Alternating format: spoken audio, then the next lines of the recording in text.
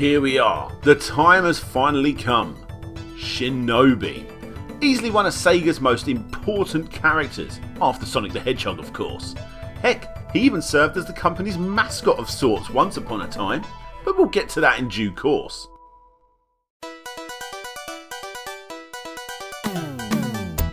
Shinobi for me was a huge part of my childhood, starting with his third game in the series, Revenge of Shinobi, and in my opinion is without a doubt one of the greatest games ever made. But this is far from the whole story. Shinobi has walked a long path in his video game journey, and today I aim to cover everything from the creation and inspiration to the cameos and of course the games. So join me and Joe Masachi as we look into the complete history of video games' greatest assassin, Shinobi. Welcome to Slope's Game Room.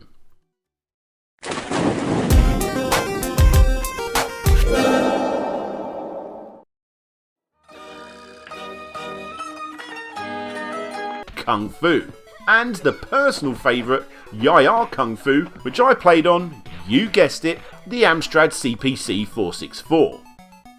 It was about this time in 1986 to be exact that Yutaka Sugano joined Sega of Japan and started working on a game that would cash in on this huge phenomenon. A mere 1 year later in 1987, using the Sega System 16 hardware, Shinobi was released to the arcades.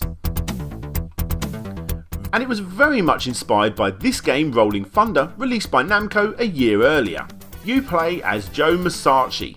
Yes, sadly all those thoughts by me as a youngster, and I'm sure quite a few others around the world, you're not playing as Shinobi. In fact, the video game's greatest ninja has the standard name Joe. But I suppose that was the theme for the time. Shinobi is in fact simply another name for ninja. So much so that the kanji character used behind the title is used for both the words shinobi and ninja, and can also mean endurance, stamina or patience. Anyway, Joe Masachi, that's you, has one job: to save the children from the terrorist organisation known as Zed. And damn, there is a lot of them.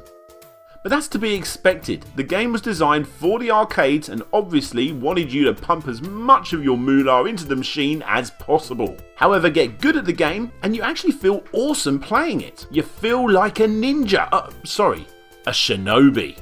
With this being an arcade game, the game is actually completable in about 20 minutes or so. The end of the level finds you chasing this Shredder-like looking character before you move on to more of what looks like the same. The references don't stop there because you've also got a character that looks like it's taken straight out of The Amazing Spider-Man. Cool little bonus stages like the one you're seeing here are played in between stages.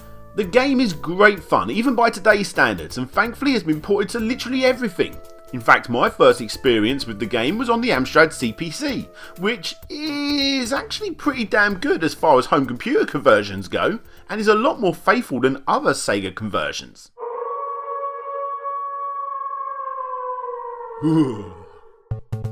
It was also ported to the PC Engine, Amiga, Atari ST, Commodore 64, ZX Spectrum, IBM PC, MSX, and in recent year consoles such as the PS3, Wii Virtual Console, Xbox 360 and mobile phones, which is by far the most unique of the ports with a completely different art style, which ends up being far closer to the most recent games in the series. But we're a long way away from those yet. Tengen even made a version for the Famicom that is really exactly as you would expect. It feels like a NES game, and it plays like a NES game. However, if you ask me, other than playing the arcade game, the best version can be found on the Master System. It's not as fast paced, sure, but the awesome thing about it is that it feels like its own game entirely. A worthy addition to any Master System collection.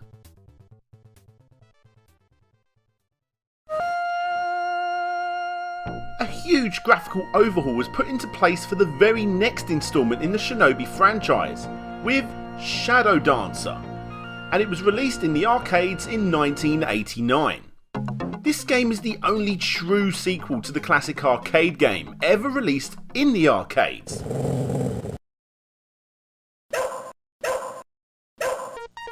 That's right, Shinobi only ever got 2 games officially in the arcades. So before we look at the highest point in the series on the Mega Drive, let's look at this game. This is Shadow Dancer, created on the upgraded Sega System 18 hardware, and it's obvious, even at first glance, where that extra power went. Sure, it only came out 2 years after the original, but the graphical jump between the two games is damn noticeable. You'll also notice that the forgettable unmasked ninja from the first game has had a bit of an overhaul, and looks more like that sexy Mega Drive ninja that we'll be talking about shortly. The reason for this is because you're not actually playing as Joe in this game, but instead you're playing as Hayate, his son, and it's set several years into the future. You will also notice that young Hayate also has a companion dog, going by the name of Yamato, and he's used to attack enemies at your command for a quick takedown. Everything I just mentioned ends up giving the game a good unique feel on an already winning gameplay style. You see, the rest of the game is basically just the same. Sure, you've got different areas, you defuse bombs now rather than saving children, but it's the same gameplay style as before, which is fine by me. If you enjoyed this game, then you're probably going to love this game. Your special ability has had an upgrade too this time, which is good considering the ridiculous boss you're going to end up going against. You know, the gun shooting train? But don't you worry, we haven't seen the most ridiculous of the bosses yet. Several ports of the game were made as expected, and Shadow Dancer for the Master System is bloody incredible. Just look at this.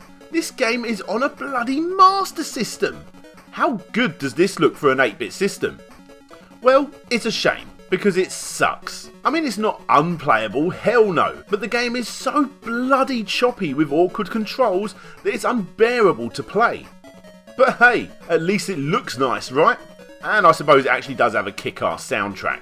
Several home ports of this game also came out by US Gold.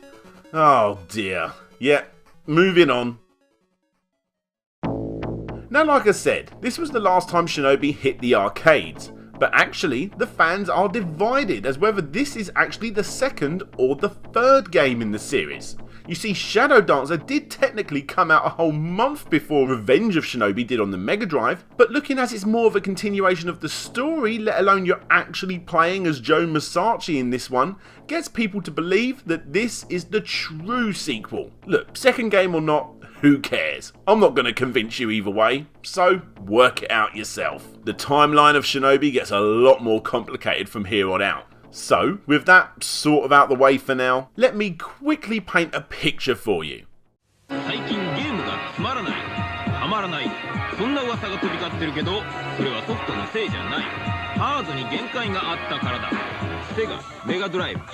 You live in Japan, and you get one of these bad boys on day of release, October 10th, 1988. What do you do when you get a new console? Well, normally you buy a few games, with at least 2 of them being first party, right? Well, you're in luck, because you don't actually have to try too hard to work out what game you're going to choose. Because on day of release, lucky Mega Drive early adopters got to choose from this or this. And that's it.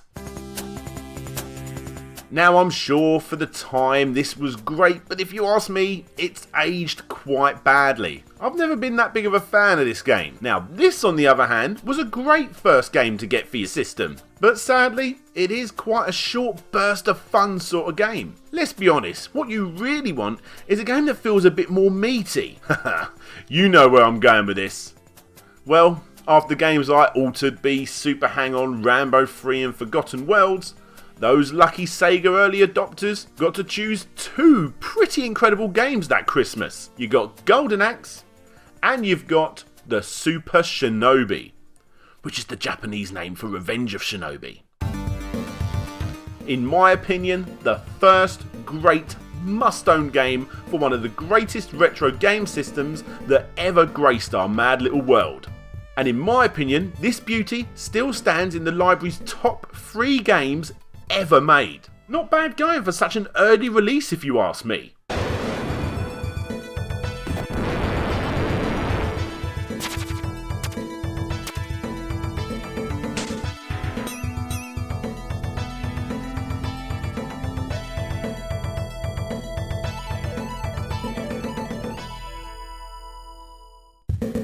Noriyosha Oba was the guy who was primarily responsible for the amazing follow-up. His aim was to make a game that really did show off the system's hardware. The original arcade game, as good as it was really quite a simple game, which is fine considering it was made to be understood instantly. However, Revenge of Shinobi was aimed to be more complex. The graphics had to be pushed, and after seeing how well sequels to arcade hits had already worked out for Sega, they thought long and hard about how exactly they was going to do the same thing here. Health points. This was one of the first things to change. No more hostages, instead you need to save your girlfriend. Well, I suppose you need to save at least one hostage then, but yeah, whatever. Bombs do make a return in this game, but they are to be avoided at all costs. The game has 8 levels, a new double jump used to reach higher levels, and to go between the foreground and the background. And let's not forget to spray the level with your classic shurikens. You now have 4 special power-ups at your disposal, which range from blowing up everything on the screen, which loses you a life. There's one for improving your jump ability. You got a sort of lightning wall thing, and my personal favourite, an upgrade of your weapons. The game is full of memorable moments that will stick with you, like they have done for me, forever. You got the ninja fight in the nightclub, the first oversized sprite ninja boss, traversing the rooftops, the weird robot brain boss thing, the car dodging highway stage, and of course the utterly fantastic, brilliant music by Yuzo Koshiro of Streets of Rage fame. He's back again to create one of the very best soundtracks, not just on this system, but of all time. And we are far done from the crazy moments that have stood out in my mind in this game. Because depending on what version you had, there are 4 revisions in total, there was some pretty questionable trademark stealing put in place. Remember that Spider-Man looking character from the first game? Well, I suppose you could say, yeah, he's just a guy in red and blue climbing a wall. No big deal, that could be anyone, right? Well, try denying this boss. Well, what about the Terminator? Rambo? Batman? And of course, one of the ultimate I can't believe what I'm seeing, almost shit myself moments in my gaming life, Godzilla. I think it's safe to say that if you can defeat Batman, Spider-Man, Rambo, the Terminator and bloody Godzilla, you're a force to be reckoned with. Like I said, a fair few changes were made here over the 5 different revisions of the game. Version 1.00, the original, versions 1.01, 1.02 and 1.03 on the original consoles, most notably on compilation discs, and finally version 1.04 on the Wii Virtual Console, and likely in all future ports as well. So here are the differences. Rambo changes to a bald guy in every version after that original. Spider-Man most definitely has the biggest change in the original. He looks like this, and in the 2 later revisions, they changed him to look more like Spider-Man, until the final revision was changed to literally just being some weird purple guy.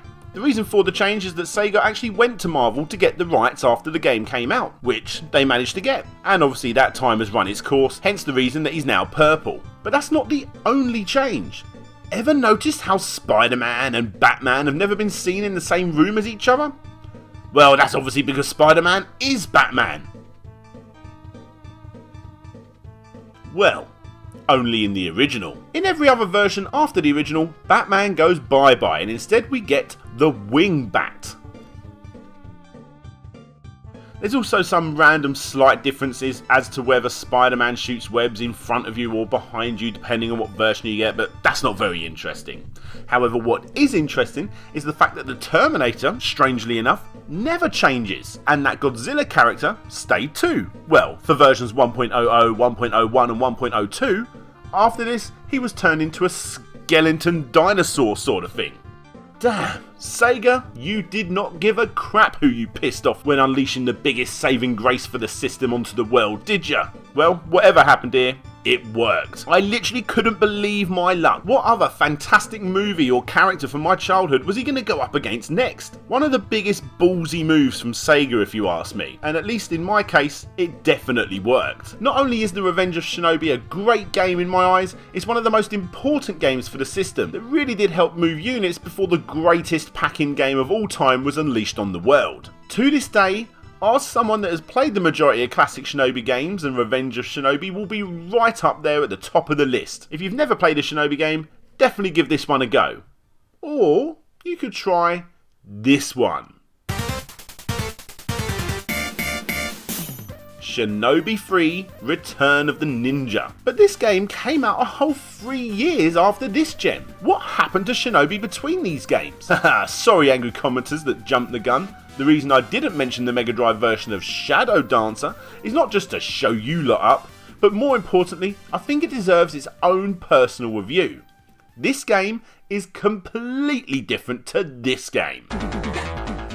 Sure, it has the same character and the same awesome dog mechanic, but it's different in several ways. Firstly, depending on what version you play as, you may actually be playing as good old Joe Musashi again. But that's in the English version. Japanese gamers played as Hotsuma. Maybe they thought that our young English minds couldn't handle a complex storyline of playing as his son. Heck, they could be right. Like I said, I thought his name was Shinobi, and when the games were reported they messed that up too. In the Master System version, he was known as Takashi in the manual, and Fuma in the game, whilst all those home computer remakes also think you're playing as Joe Musashi himself. Anyway, who cares, we all know you're playing as his son. So, onto the Mega Drive version. 人間を操る史上最強の忍者剣山シャドウダンサーザ・シークレット・オブ・シノビ So this game is actually great fun. The dog attack has a slightly different way of playing and now forces you to hold a button down which fills up a gauge that then attacks an enemy. I personally prefer this option as it means you don't and can't overuse him. A few new stages have also been added. You're back to saving hostages rather than defusing bombs. A few of the levels designs have been overhauled to give the game some extra weight, and the overall look and the redesign of the game just feels more like a classic 16-bit era brawler. So, all in all, it's not as good as this game or the next one, but it is still a damn fun time. If you are a fan of Shinobi, it's still 100% worth a look. Just don't expect it to be as good as these games. Right, that's enough about Shadow Dancer. Let's move on to Shinobi 3. For me, this game is the best in the series, but that's really just nostalgia rearing its beautiful head. Shinobi 3 Return of the Ninja Master is technically probably the best game in the series. And you know what? I can't deny it. It's still a bloody good game, with a kick-ass soundtrack might I add too. So like I said, this game came out several years after The Revenge of Shinobi on the Mega Drive, and thankfully you can see a vast improvement in the graphics. They are absolutely stunning in my opinion, and they stand up as some of the very best looking games to ever grace the system. The gameplay somehow manages to feel faster thanks to Joe's new running ability, but most importantly it feels and just controls a little bit better than the two games before it. Playing Shinobi in this game feels great. You can jump off walls, hang from the ceiling, do some double jumping, blocking enemies' attacks, and even taking down enemies from the sky. All of this really does make you feel more like a Shinobi whilst playing. Honestly, I'm not a big fan of watching Let's Plays, but when you watch someone that has mastered these controls in a game like Shinobi 3, well, it's damn good. 7 brand new levels grace us in the game, such as forest themed levels, caves, military bases, and even spooky alien-like levels. Levels where you're on the back of horses, motorised surfboards, and of course, like every other game in the genre, elevator stages. Crazy bosses also make their way into this release and require you to have far more faster reflexes. However, just like all games like this, you will soon be able to work out the pattern and defeat them. The bosses in fact are actually one of the best things about the game. You literally never know what you're going to be going up against. How about jumping brains, or whatever this thing is? They are so bizarre for a ninja themed game. Be sure to give this game a go on one of the many releases that are out there. Besides, it's the only way you're going to be able to fight a Mechagodzilla for the second time with freaking laser beams attached to, its nipples? Now, considering Shinobi 3 is probably the best game in the series, it seemed to have quite a troubled development, with magazines at the time showing completely different sections that didn't end up in the game. Thankfully, a couple of ROMs do exist online that can sort of be played that do show off these areas. So if you fancy looking more into that, I most definitely suggest booting up the emulator of your choice and giving them a go. Another strange thing regarding this game is the name. Shinobi 3. That makes sense, right? It's the third game in the series. You got Shinobi, Revenge of Shinobi, and then Shinobi 3, Return of the Ninja. Let's forget this one. However, not so much in Japan. The game is called simply the Super Shinobi 2, meaning it's a direct sequel to the classic Revenge of Shinobi game, which is called the Super Shinobi out there. Whatever you want to call it, and whatever version you decide to get, you're in for a good time. Which is more than I can say for the Cyber Shinobi. The bad vibes start straight away after you look at the box art being called the Cyber Shinobi and then the title screen being called Shinobi Part 2. So, the Cyber Shinobi, what's it like? Well, it's crap. Not only does Shinobi get a bloody gun and some grenades in this one, I think it's obvious to all who are watching that it not only looks horrific, even by Master System standards, but plays horrifically too. 6 surprisingly long and very boring stages greet you, and you end up going after some pretty ridiculous bosses. Yes, even more ridiculous than the ones we've already seen. Sure, by this point a submarine and a helicopter might not sound too mental, but a bulldozer? Sorry, scrub that. A bulldozer that looks like it's been drawn by my 1-year-old son? Yeah, I think this one might end up near the top of the mental scale, am I right? Look guys, just don't bother with this one. It's a huge step back for the series. And besides, we'd already established by this point that Shinobi can be ported to the Master System, and pretty damn well. So, let's finally move on to Shinobi, aka the GG Shinobi, and Shinobi 2, the Silent Fury, aka the GG2 Shinobi for the Game Gear. Are you hearing that? Classic Yuzo Koshiro music. And you know what? The games are surprisingly great. Okay, so the first biggest change is the fact that in the game, you're actually playing as 5 different ninjas. Why? Because they all have slightly different abilities. Think Mega Man and you're on the right track.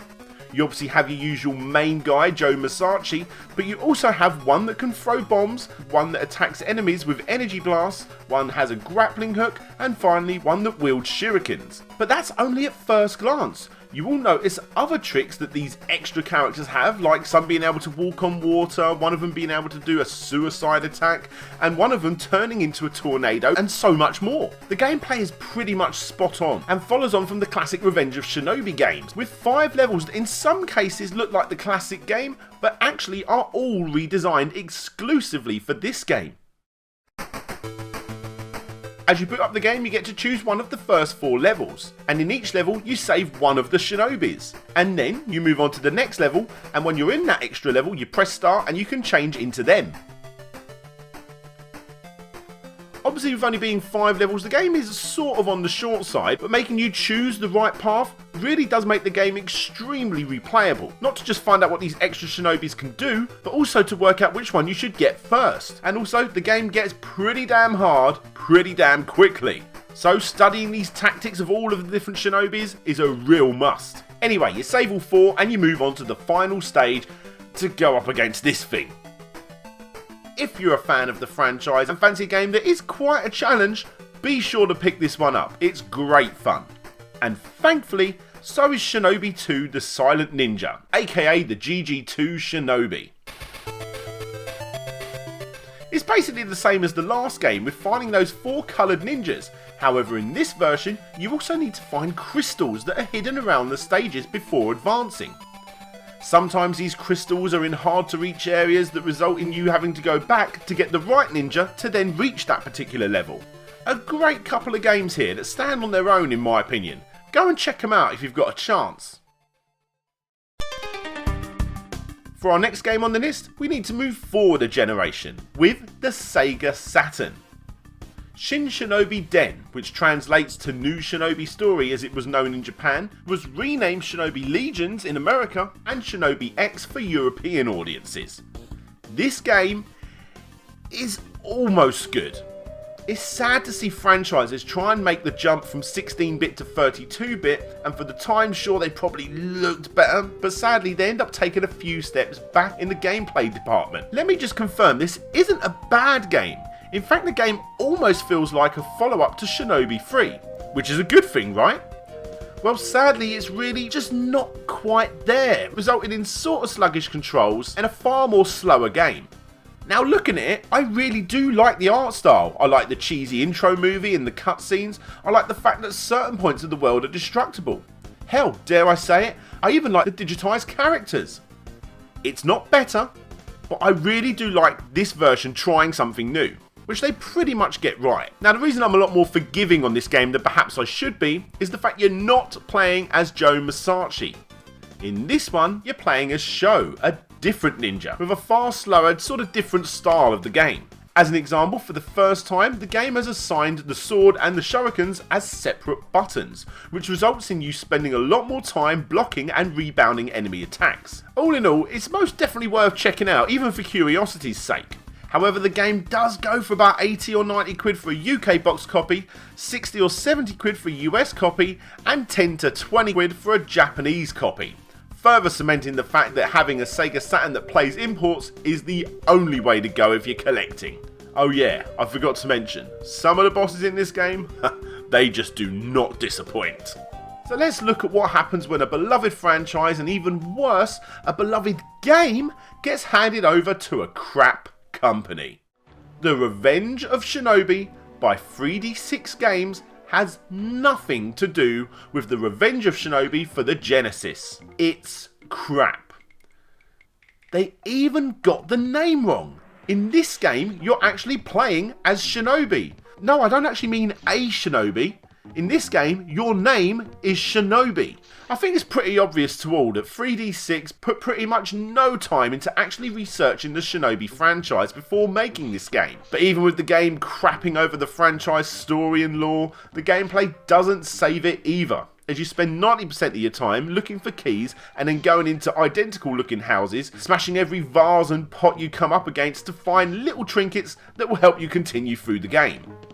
There is hardly any fighting involved in the game, and although it sort of looks okay I suppose for a Game Boy Advance title, overall it's just a really boring standard ninja game that literally could have been called anything. Sadly in this instance, not only did it brand itself with the Shinobi name, but it went one step further and named itself after the Revenge of Shinobi. The second worst game in this series. God damn, I hated this game. Thankfully 3D6 Games, after making both a horrible Shinobi and Altered Beast game, to be fair in my opinion Sega should just give up on this one, did in fact stop destroying classic Sega franchises and put their focus into math-based iOS games. But more importantly, they didn't kill the franchise, because the very same year in 2002, Shinobi got a full reboot in the 3D space, and it fully stands up in my opinion as one of the most successful reboots in gaming, simply titled Shinobi. Rated M for mature. Where is he?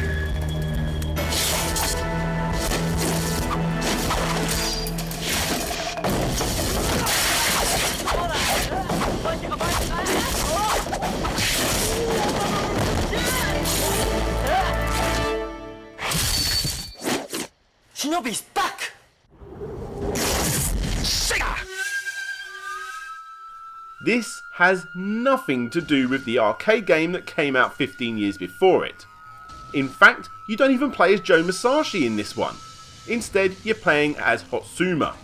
The game came out at the perfect time on the PlayStation 2, right slap bang in the middle.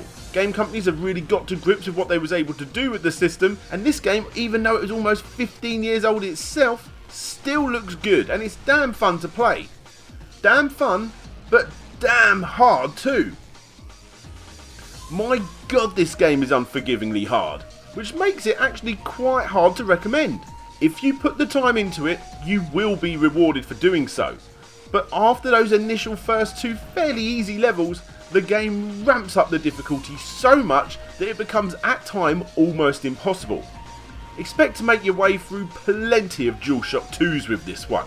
The way that Hotsuma runs, jumps and attacks his enemies can be quite breathtaking at times. And for anybody watching, not just the screen, your fingers are going to be flicking all over the controls as both analog, shoulders and face buttons need to be used simultaneously.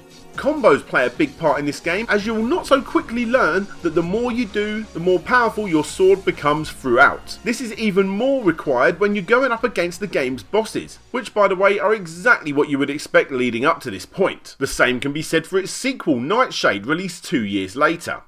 Now, other than the game featuring a female ninja this time, named Tanuchi, and that quality red scar from the last game now being changed for a white one, there really isn't much else to say here. The game does have a nice little practice mode attached to it, which would hopefully suck in a few of those new players, making the combos slightly easier to bear, but really, the game is still relentlessly hard. These are only worth picking up, like I say, if you've got the time to put into them. So, what was next for the Shinobi franchise? Well, Sega gave the franchise yet again to another studio in 2011. This time it was handed to Kryptonite Games. They decided in their infinite wisdom to create the fourth game in the series to simply be called Shinobi. That is, unless you live in Japan, then it's called Shinobi 3D. Yep, Shinobi for the 3DS is that game that you always see for about £2. And if you're like me, you think, ugh, it's obvious shovelware. Well, I'm here to tell you that we are all wrong.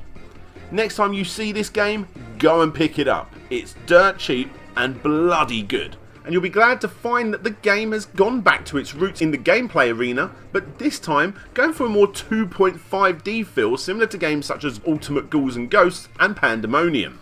What you end up getting is another excellent game that is very much obviously taking inspiration, yet again, from this beauty. The game's story is all over the place, starting in old school Japan before heading to the future to defeat submarines and whatnot, but that's what Shinobi's been about since the beginning. You will often find the game change the angle and the gameplay to sometimes mix things up a bit, which thankfully breathes new life into the Shinobi franchise. It has some fantastic level designs that rival even some of the better games before it, and it's so fast paced towards the end of the game that it's really going to be putting your platforming abilities to the test. Especially when you're going up against a robotic shark. Sadly, even with the new 3DS, the 3D effect in the game can sometimes hinder your enjoyment rather than complement it. But gimmicky 3D rubbish aside, turn that slider off and you've got a great game here. It's still worth picking up. For me, it's easily the biggest surprise in this franchise. Well, actually, the biggest surprise in the franchise is no doubt Alex Kidd in Shinobi World, which I already covered in detail in my Alex Kidd episode. You see this? Click it, and you can check it out yourself. Now, for the final game in this pretty much great in all instances franchise, you have Shinobi 2 for Chinese mobile phones. Thankfully, the spin-off does not have you playing as Joe Masashi, and instead you are playing as Honoka, and everything about it feels further away from the Shinobi franchise than any game before it. Well, okay, perhaps not this one. Shinobi 2's music is far more upbeat, and the gameplay is far more simple, and well, it's just boring. Yep, even taken out of the formula that this is a Shinobi game, in my opinion, it barely qualifies as any sort of ninja style game whatsoever. It's the most basic form of gameplay of any type of platformer. It is quite an interesting entry for the franchise, but sadly it is also one of the worst. But when you do take out Shinobi 2, the Cyber Ninja and the Game Boy Advance release of The Revenge of Shinobi, what you are left with is an entire franchise of games that are pretty much all solid games in their own right. With the only argument being which one is the best, and that is never a bad argument to have.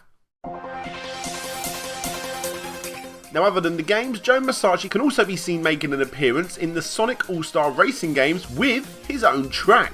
He is also playable in the original game's Tiger LCD port, and if that's still not enough, he even took over the show in a few old school Sonic the Comics. So, if you are after a new set of games to play from Sega that you can really dig your teeth into, then I suggest going in search of Shinobi. Hopefully this video has shown you all that even with one real game in the last decade, that we have not forgotten about Shinobi. Please, Sega, don't give up on the greatest video game ninja that you created.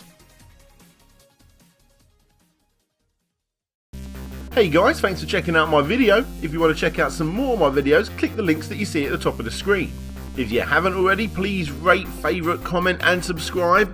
And if you want to support the show that little bit extra, come and check me out over on Patreon. This is DJ Slope signing out, and hopefully I'll see you all next time.